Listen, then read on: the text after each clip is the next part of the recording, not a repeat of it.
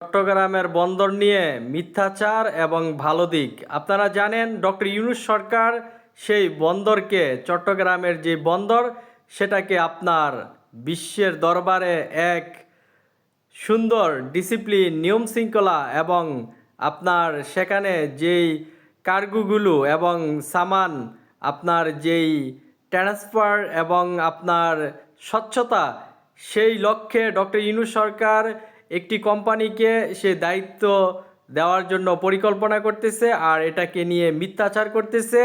আপনারা জানেন কেন মিথ্যাচার করতেছে? এই বন্দর যদি আপনার পরিবর্তন হয় এবং নিয়ম শৃঙ্খলা, এখানে যদি জবাবদিহিতা এবং স্বচ্ছতা হয়, আপনার অন্য দেশ থেকে যে মালপত্র আনার ব্যাপারে এবং সেইগুলো যদি লোডিং আনলোডিং আপনার স্বচ্ছতা থাকে, তাহলে বিশ্বর দরবারে এই বন্দর কিন্তু একটা পরিচিতি পাবে।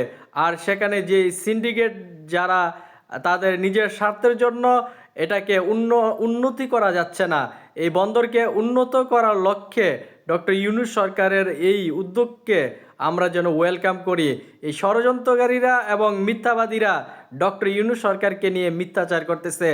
বিভিন্ন আপনার উন্নত কান্ট্রি বলেন এবং অন্যান্য দেশেও কিন্তু এই আপনার ডেভেলপ অফ সিস্টেম যেই পরিচালনা ব্যবস্থা, সেটাকে আপনার ধরুন আমাদের বাংলাদেশে এখন টাকার জন্য সেই বন্দরকে যে আধুনিক এবং বিশ্বমানের করার প্রয়োজন, সেটা করতে পারতেছে না। কিন্তু অন্যান্য ডেভেলপ কোম্পানিগুলো তারা সেই বন্দরকে আপনার উন্নত এবং জবাবদিহিতা এবং কার্গো যেভাবে আপনার আপনার যেই বিষয়গুলো দেখভাল করার প্রয়োজন সেগুলো